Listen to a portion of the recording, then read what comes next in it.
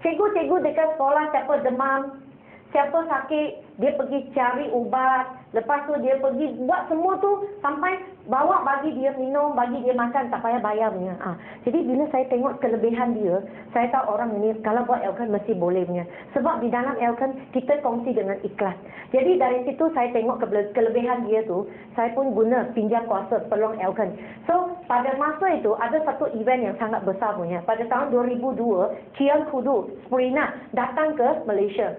So saya ambil leaflet. Saya terus beritahu Cikgu Liao. Saya kata, sebab saya tahu Cikgu Liao, sebab saya faham dia, saya tahu dia punya karakter. Saya kata, Cikgu Liao, pada hari ini ada satu event sangat besar tau. You tahu tak, yang paling best pakai yang datang sini cerita, bagi awak faham. Sebab masa itu, saya nak dia terima produk, nak terima semua tau.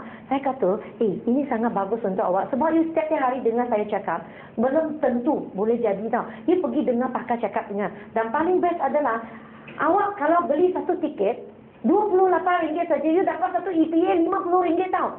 Wah, you tahulah biasa manusia kan. Kalau dengar bayar sikit tapi dapat banyak, mesti mau punya. So, Cikgu Liao terus beli 2 tiket. Saya sudah tahu dia punya karakter. Dia beli 2 tiket, dia bukan mau pergi Kuala Lumpur.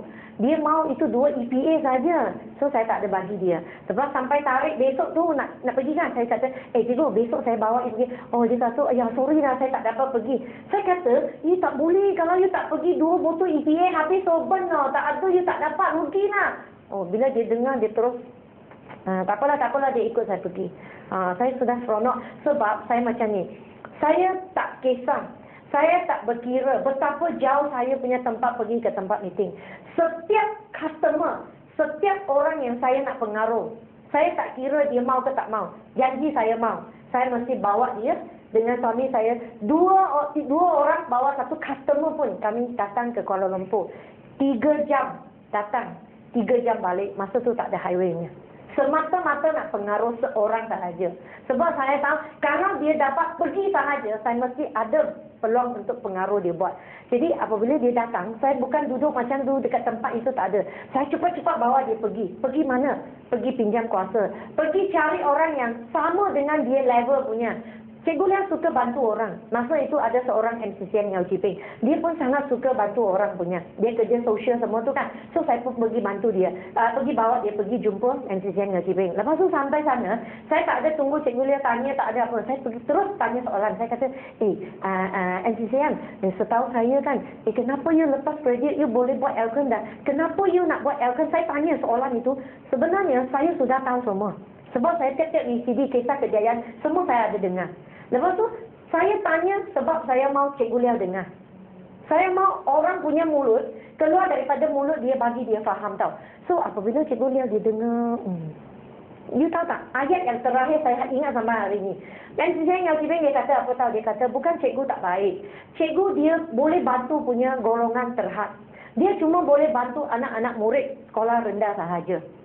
Tetapi saya di Elkan, saya boleh bantu semua orang. Itu dia punya power dah. So bila balik saja, aku yang MCM cakap, saya ingatkan dia semula. 1 kali, 2 kali, 3 kali, saya ingatkan dia. Lepas itu, hari keesoknya, saya penyesal. Saya susah-susah payah, saya bawa satu orang. Betapa jauhnya pergi ke tempat meeting, saya tak akan lepaskan dia. Walaupun dia banyak alasan, walaupun dia banyak urusan dia nak buat, saya mesti tunggu sampai dia boleh jumpa saya.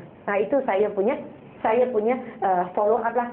So hari kedua, sebab saya tahu kalau saya balik saja mesti ada banyak urusan sendiri. Jadi saya terus beritahu dia, Cikgu Liao, besok saya jumpa awak. Dia kata, alah tak boleh lah, besok saya pagi aja, tengah hari saya nak tuition sampai pukul malam. Jadi saya tanya dia, cikgu, you pukul berapa habis tuition? Saya kata dia kata pukul 9. Saya kata, okey tak apa, pukul 9 saya tunggu. Pukul 9 belum sampai, saya sudah depan rumah dia. Dia tak mau keluar pun tak boleh. Saya sudah tunggu dia dekat situ. So apabila saya tunggu dia dekat situ, saya selalunya kalau saya nak bimbing satu downline, saya mesti buat satu perkara, iaitu saya keluarkan buku panduan kejayaan. Saya mesti tanya dia, awak ada RM7 tak? Kenapa saya nak dia minta RM7? Sebab saya nak tahu dia punya kenalan, saya nak tahu FORN, saya nak tahu orang ini, dia setakat mana boleh pergi. Kerana dia tak tahu, tapi saya tahu. So masa itu saya minta dia punya senarai, saya nak tahu FORM dia. Jadi masa tu dia pun start tulis, kemudian dia bawa saya jumpa kawan.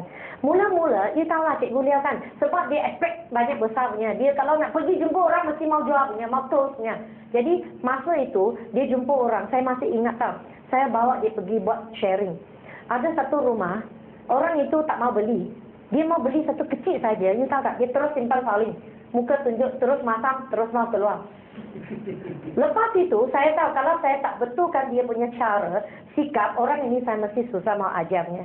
Lepas tu saya keluar, saya terus beritahu dia dengan cara macam ni. Saya belajar dekat Elkon paling pandai saya. Kalau macam mana pun saya senyum dengan downline. Saya kata, cikgu, you tahu tak sebenarnya hari ni kita pergi jumpa kawan, kita bukan paksa dia jual, paksa dia beli. Kadang-kadang orang itu dia tak dapat beli, bukan sebab dia tak mau. Mungkin keadaan kewangan dia tak izinkan, mungkin ada hal yang lain. Tapi tak apa, janji kita pergi, kita nak bantu dia. Cikgu kan you baik, kan you nak bantu orang itu. So, perlahan-perlahan saya ubah dia punya sikap cara itu.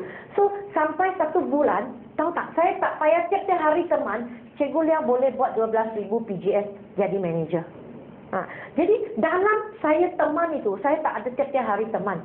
Saya seperti upline saya ajar sebab saya fikir, upline saya pun tak ada teman saya tiap-tiap hari pergi buat fuel. Yang paling penting adalah upline ajar pemikiran, ajar sikap yang betul, ajar kita sebenarnya bisnes Elkon adalah satu bisnes apa. So dari situ saya sangat menghargai pengajaran upline saya. Jadi saya pun duplikasi apa yang saya belajar.